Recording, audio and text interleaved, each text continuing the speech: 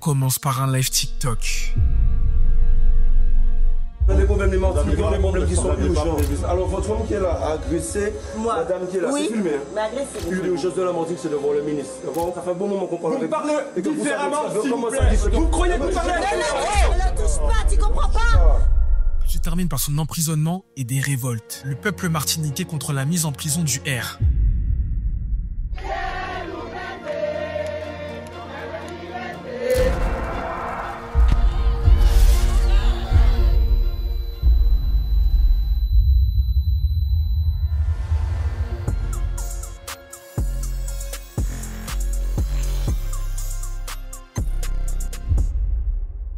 Le 11 novembre 2024, Rodrigue Petito, leader du Rassemblement pour la protection des peuples et des ressources afro-caribéennes, a diffusé en direct sur TikTok une vidéo depuis la résidence préfectorale en Martinique à Fort-de-France. Rodrigue cherchait à la base à avoir une discussion avec le ministre des Outre-mer venu en France pour parler de la situation de la vie chère avec le préfet. Le ministre, ouais, lui là, je savais même pas que c'était possible d'avoir une calvitie inversée.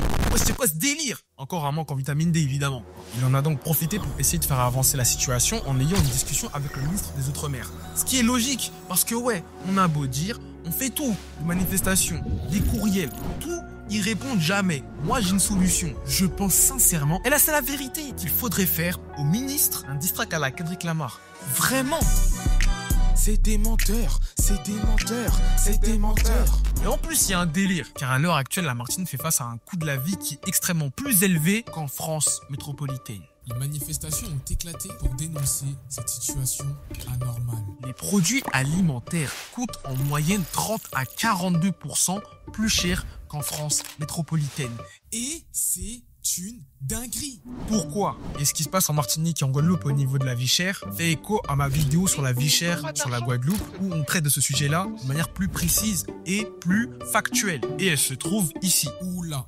C'est un des deux. C'est là, c'est là. En bref, cette inflation impacte plus particulièrement les ménages les plus modestes. Sachant que près de 27% de la population martiniquaise vit sous le seuil de la pauvreté. Les revendications des manifestants, souvent menées par le RPRAC sous la direction de Rodrigue Petito, incluent l'alignement des prix avec ceux de l'Hexagone. Parce que oui, je le redis encore une fois, je vais appuyer dessus autant de fois qu'il le faudra, mais comment ça, 10 €, un pack d'eau?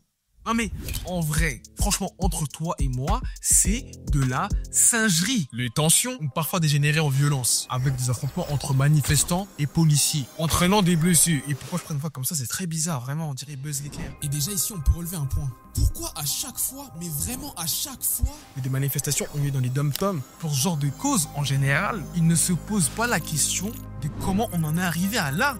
Mais vraiment, c'est une question basique. Qu'est-ce qui a mené cette situation à la fin? Comme on dit, les médias ne sont pas nos amis. En Martinique, vu les violences de ces derniers jours, un couvre-feu est désormais décrété. Depuis plusieurs nuits maintenant, la Martinique est touchée par des violences urbaines. De tout ce qui s'est passé, la seule chose qu'ils retiennent, c'est la violence. Vraiment, les gars. Et c'est pareil pour les Kanaks. Hein. D'ailleurs, en plus, on peut plus parler des Kanaks. Bizarrement. Et ça, c'est une méthode, disons, récurrente de pointer du doigt le peuple qui essaye de faire bouger les choses. Et quand ça les arrange pas, font passer l'opprimé pour l'oppresseur. Malgré le fait que les politiques ne bougent pas et que c'est filmé en Mundo Vision. Tout le monde les voit. Ils mettent le scope sur seulement un truc négatif. La violence. Mais c'est grave, hein. C'est dommage. Mais ça montre une seule chose. C'est des clowns. Faut pas aller chercher plus loin des fois. Les réflexions, tout ça, ça sert à rien des fois. Vraiment. Juste chill, hein. C'est juste des clowns, hein. Efficace. Lors du live, Rodrigue Petito et des membres du RPRAC ont essayé de rentrer dans la résidence préfectorale.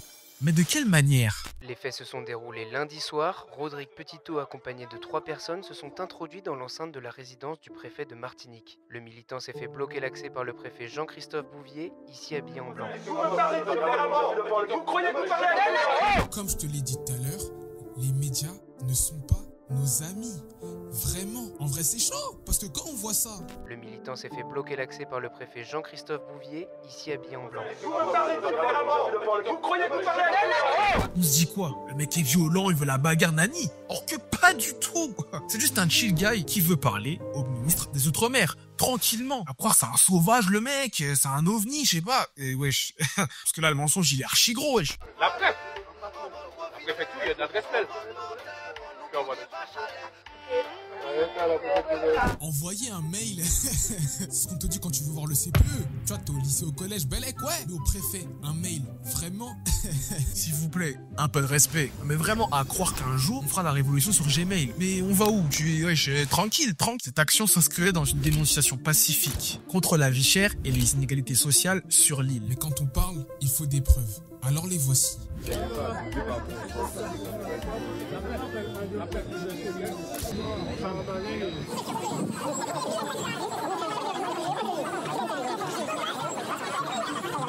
Rodrigue Petito et d'autres membres du RPRAC ont été autorisés. Ils pouvaient y aller dans la résidence préfectorale. Cette vidéo nous montre aussi que le portail était ouvert et que les forces de l'ordre les ont laissés passer. Il a alors pu entamer par la suite une discussion avec un des représentants des autorités.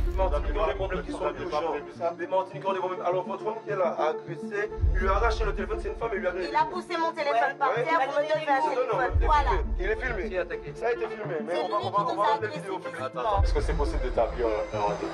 J'ai mon agenda. Vous avez des contacts, il suffit de faire une lettre. C'est pas vrai, on a déjà fait une lettre. Aucune demande de rendu aux choses de la Martinique, c'est de voir le ministre. D'accord? Ça veut dire que là, ça fait un bon moment qu'on parle avec vous. Parlez différemment, s'il vous plaît. Vous me parlez différemment. Vous croyez que vous parlez? Arrêtez! Ne le touche pas, tu comprends pas? Ne me touchez pas, volontaire de parler. Avant que la situation ne dégénère, selon les médias. Malgré le caractère pacifique de l'échange initial, son arrestation a été brutale et Rodrigue Petito a été interpellé de manière virulente. Oh, doucement! Doucement! Doucement!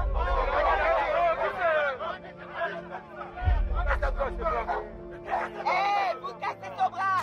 Ce qui me met personnellement la haine, c'est le fait que les médias nationaux tels que Le Parisien et consorts ont mis en avant une version biaisée des faits, présentant cette entrée comme virulente. Or que pas du tout, ils étaient pacifiques et n'ont rien fait, comme les différentes vidéos le prouvent. Mais alors la vraie question c'est pourquoi ils font ça? La raison, et les médias eux ne le diront pas, mais quand quelqu'un mène un combat de juste et qu'en plus le peuple le suit et qu'il est dans les règles, ils vont chercher par tous les moyens possibles à faire quoi? Le déstabiliser. Et grâce à ça, par la suite, de le prendre en leur faveur, en le faisant passer pour le méchant, le violent, le virulent, tout ça. Et en soi, quand on regarde bien, la méthode utilisée, c'est comme quand on a un pays africain qui a enfin un président non corrompu, qui est dans les règles et que le peuple suit, mais qui d'un coup, par magie, on sait pas, se fait renverser ou meurt tragiquement. Comme par magie, hein, vraiment. Un peu comme Thomas Sankara, la même chose. Le 12 novembre 2024, Rodrigue Petito a été placé en garde à vue et les images de son arrestation ont rapidement circulé sur les réseaux sociaux, provoquant de vives réactions.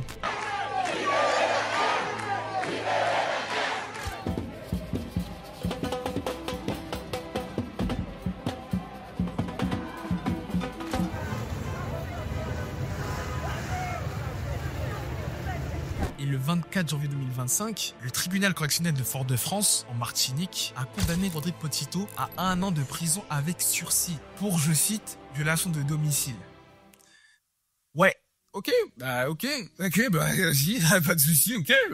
Cependant, cette condamnation a été contestée, le parquet ayant fait appel pour une peine plus lourde. Cette affaire a déclenché un vif débat. D'un côté, la population et plusieurs militants qui dénoncent une injustice et une tentative d'intimidation politique. Ils considèrent que l'action de Rodrigue Petito était une démarche militante qui était nécessaire pour attirer l'attention des gens sur la crise en Martinique. Ce qui est totalement normal. Bah ouais, mais vous croyez ils font quoi les ministres en backstage? Ils sont sous 8-6 et Rome dit non. Moi je te le dis. Et de l'autre côté, bah on les écoute pas. Voilà, on va mettre la lumière sur seulement un côté, comme CNews. Bon, on n'est pas comme eux, montrons un peu aussi l'exemple. Les autorités et certains médias français ont tenté de criminaliser son action en la qualifiant de menace pour la sécurité publique. L'incident soulève donc une question. Les autorités cherchent-elles à fermer les voix qui dénoncent la vie chère et l'inégalité sociale en Martinique? L'incident du live TikTok de Rodrigue Petito illustre les tensions sociales en Martinique liées à la vie chère et aux différentes inégalités sociales et économiques sur l'île. Il soulève également des questions sur les limites de l'action militante et sur la manière dont les autorités font face aux protestations sociales. Merci à toi de m'avoir écouté. N'hésite pas à liker, à commenter, à partager et à t'abonner. Sur ce, allez ciao!